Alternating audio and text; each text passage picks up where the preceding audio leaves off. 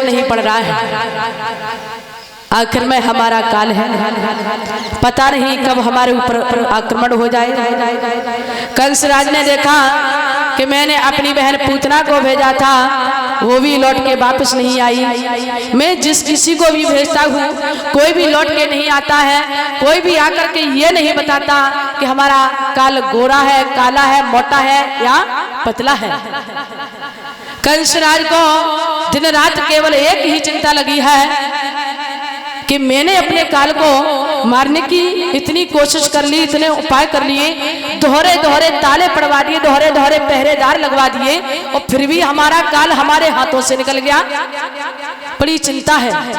फिर से कंसराज ने राक्षसों को भेजा है और कहा है जाओ, जहां कहीं भी हमारा काल मिल जाए, जिस जगह मिल जाए तुरंत वही खत्म कर दो, क्योंकि मैं मरना नहीं चाहता हूं। कंसराज ने संकटासुर को भेजा,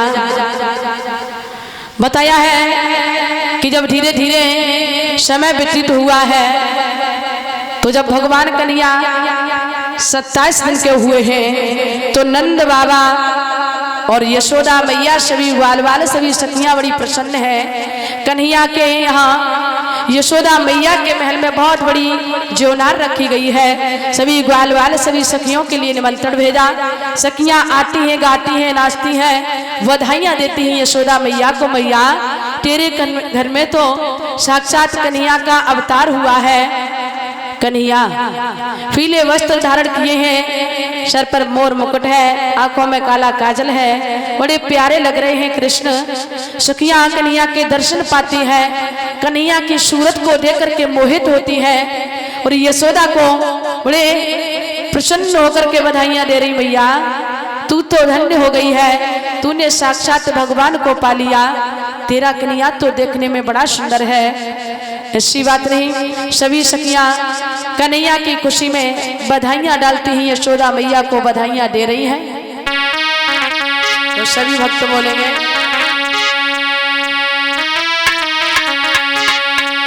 कि वश देवक लालना,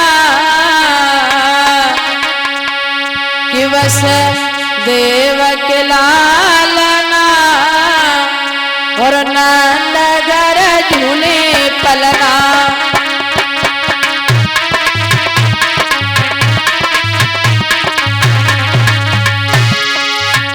वस देवक लालना नंदगर झूले पलना।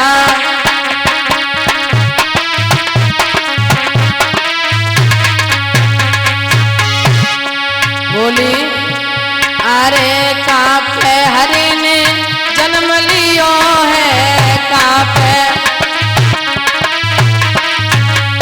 अरे कापे हरि ने जन्म लियो है, कापे और कापे डारे पलना नंदगर झूले पलना।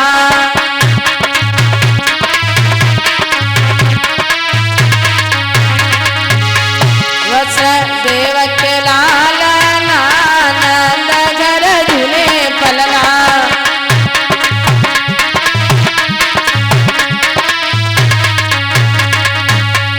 अरे मथुरा ने जन्म लियो है, मथुरा अरे मथुरा ने जन्म लियो है, मथुरा और गोकुल डारे पलना नंदगर झूले पलना।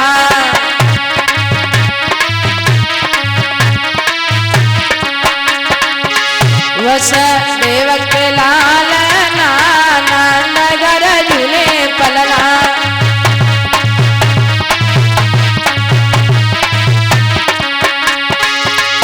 अरे कौन सी मैया की जन्म लियो है, कौन सी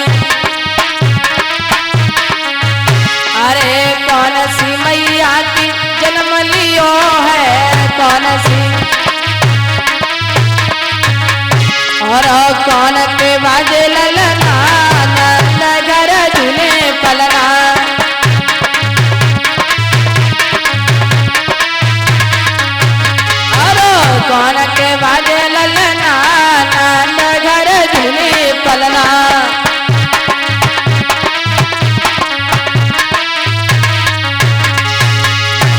और देवकी मैया की जन्म लियो है देवकी,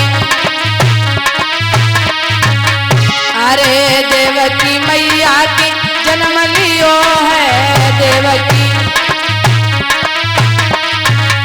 और यशोदा के बाजे ललना नंद गरजने पलना,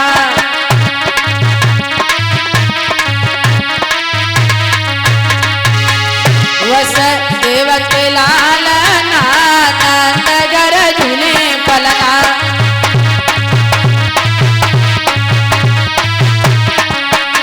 क्या बताया, अरे काहे के जे बने रे पालना काहे, अरे काहे के जे बने रे पालना काहे,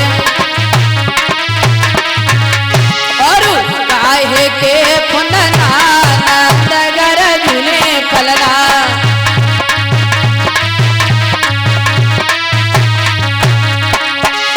अरे चंदन के जे बने रे पालना चंदन, और रेशम के पुनना नंद गरजने पलना।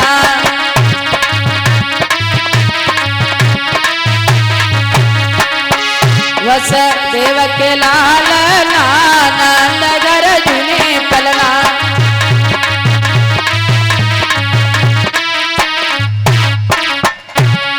बोली वृंदावन बिहारी लाल की, राधा कृष्ण की।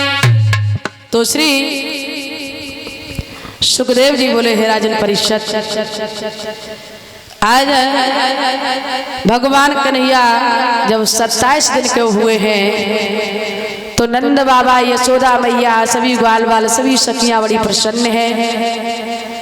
यशोदा मैया के महल में बधाइयां पड़ रही हैं, सखियां यशोदा मैया को बधाइयां देती हैं।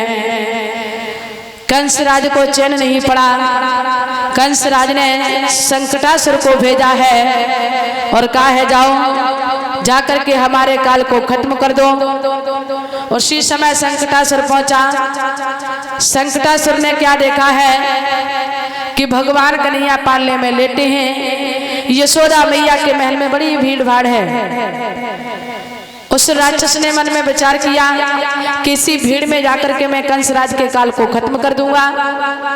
वो संकटासुर राक्षस पास में बैठ गया। कन्हैया ने जैसे ही नजर डाली है, कन्हैया समझ गए हैं कि ये मामा कंस का भेजा हुआ राक्षस है और मुझे इस राक्षस का उद्धार करना है। तो बताया कि भगवान कन्हैया ने ऐसी महिमा की है, पालने में ही लेटे लेटे अपने पैर को बड़ा किया और पैर के ही द्वारा उस संकटासुर राक्षस का वध कर दिया।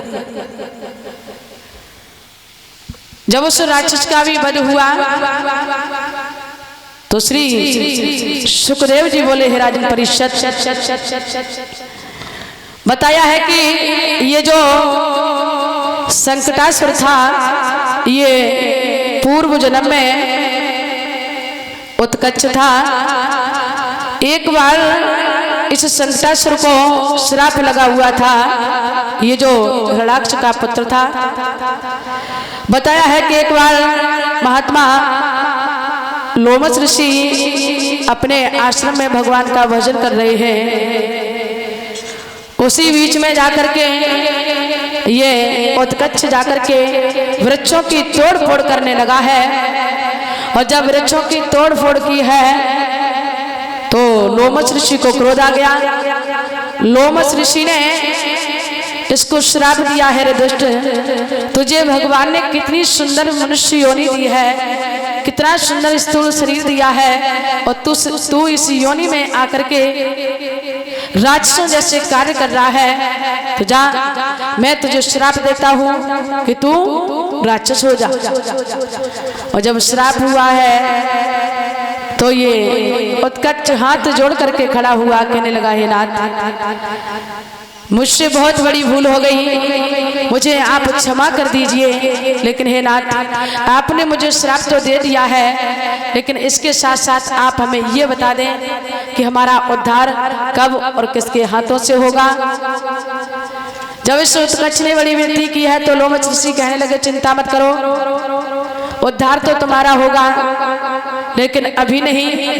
जब भगवान कन्हैया का अवतार होगा तो नहीं पूरा ब्रह्म भगवान कन्हैया के हाथों से तुम्हारा कल्याण होगा।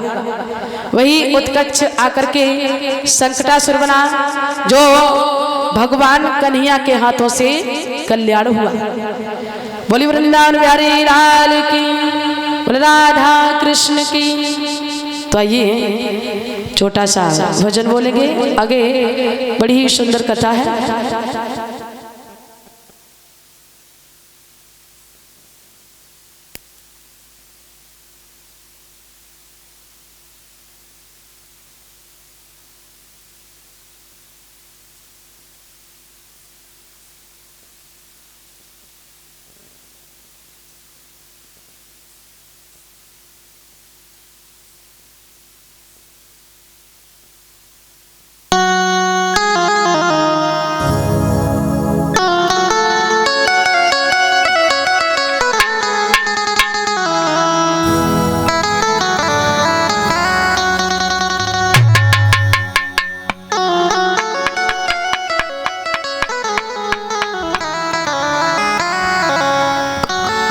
इसी के साथ में ये 501 रुपए का पुरस्कार कल्लू भैया